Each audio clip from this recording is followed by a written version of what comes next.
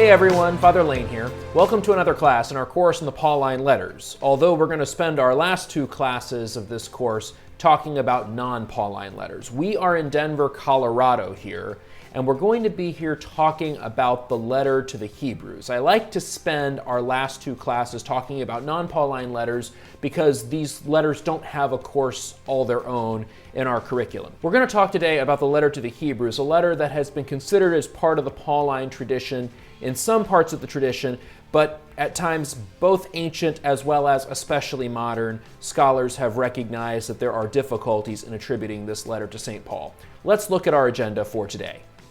We're going to first look at some of the diachronic questions. Those are the questions about authorship and the background of Hebrews. Then we'll look at a synchronic survey and outline before considering a few matters of theology that come from this letter. So first, the diachronic questions. As I mentioned earlier, St. Paul has been considered the author of Hebrews for much of the Christian tradition, although there were arguments about it in the first 5 centuries of Christianity. Origen is famously quoted as having said, as to who wrote this letter, only God knows for sure, although at other times Origen seems to have defended Pauline authorship. As we look at the evidence in the text itself, the first thing we notice is that Paul is never mentioned.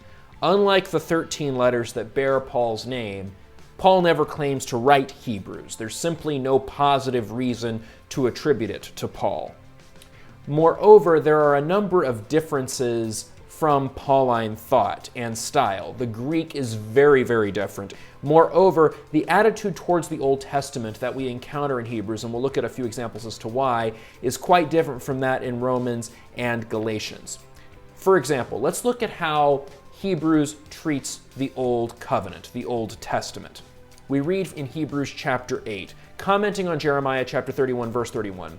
Hebrews says, "When he," that is Jeremiah, "speaks of a new covenant, he declares the first one obsolete, and what has become obsolete and has grown old is close to disappearing." That's quite different from what we read, especially in Romans or even in Galatians. Romans, remember, has the Gentiles being grafted onto Israel. There's an essential continuity there. Even when Paul is pointing out the difference between the Old and the New Covenant in 2 Corinthians chapter 3, he's talking about the first as a prefigurement, as a shadow in which the reality later came. The argument was from lesser to greater. Here we have something very different, where there's a clear line. One covenant has come and it supersedes the earlier. I see a real tension here between the theologies of Hebrews on the one hand and Paul on the other.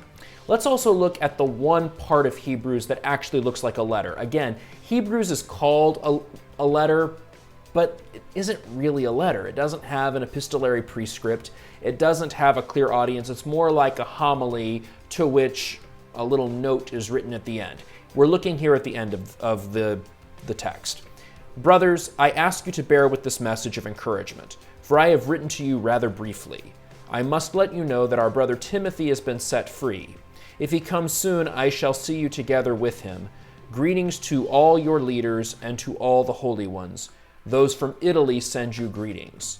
So it's possible that this letter is set on the Italian peninsula, but there's just not a lot we can infer from this. Regardless of who wrote this letter, it doesn't much matter. The theology of Hebrews is unique. It's a letter best treated on its own. Even if by some miracle Paul were the author, it would be difficult to compare favorably to the other 13 letters that bear his name. So regardless of where we come down on the authorship question, it doesn't much change anything of substance in terms of interpretation. So let's look at the outline of this letter. Before we do that, however, we need to understand the central metaphor that animates the entire whole. We're in Hebrews chapter 2. The inspired author says, "Surely he did not help angels, but rather the descendants of Abraham. Therefore he had to become like his brothers in every way, that he might be a merciful and faithful high priest before God to expiate the sins of the people. Because he himself was tested through what he suffered, he is able to help those who are being tested." Christ is likened to a high priest throughout Hebrews. A high priest, that is, one who offers sacrifices on behalf of his countrymen. Christ is likened to that. Christ is fully human, to use slightly anachronistic language, he's able to truly be a brother to all. And so developing from this priestly understanding of who Jesus is, we have what Van Waa, one commentator, calls a priestly Christology. And you can see this outline here.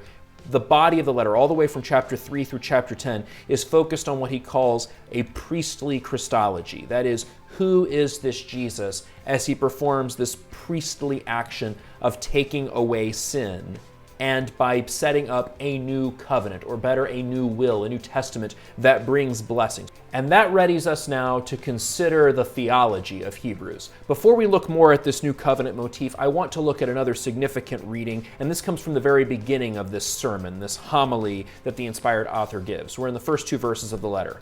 In times past, God spoke in partial and various ways to our ancestors through the prophets. In these last days, he spoke to us through a Son, whom he made heir of all things and through whom he created the universe. Notice what's happening here. Incidentally, this reading is used by the church on Christmas Day, indicating how Christ is a new level of the Father's revelation. That through Christ, God shows who he is in a way that goes far beyond what he's done in times past. So notice the juxtaposition.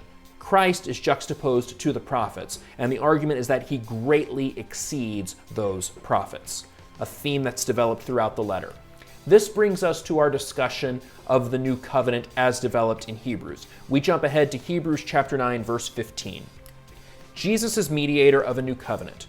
Since a death has taken place for deliverance from transgressions under the first covenant, those who are called may receive the promised eternal inheritance. Now where there is a will, the death of the testator must be established. For a will takes effect only at death. It has no force while the testator is alive. Notice on your screen in the Greek, there are 4 words highlighted in blue. They're the same Greek word. Notice how differently they're translated in English. The first 2 are translated covenant, the last 2 are translated will, and this is crucial. The Greek word diatheke can be translated, at least in the New Testament period, as either one. The word covenant in the Old Testament refers to a contract, a deal, and as applied in the biblical metaphor, a relationship between God and human beings, something solemnized. This covenant metaphor is used to describe how God chooses to get involved with his people. However, when that Hebrew concept is translated into Greek in the Septuagint, it's translated with the Greek word diatheke rather than the more literal syntheke. And so this word diatheke also has the connotation of a different legal instrument, that of a will or a testament. That is, a legal instrument written by a person to bequeath property to someone upon that person's death. So it institutes a testator beneficiary relationship.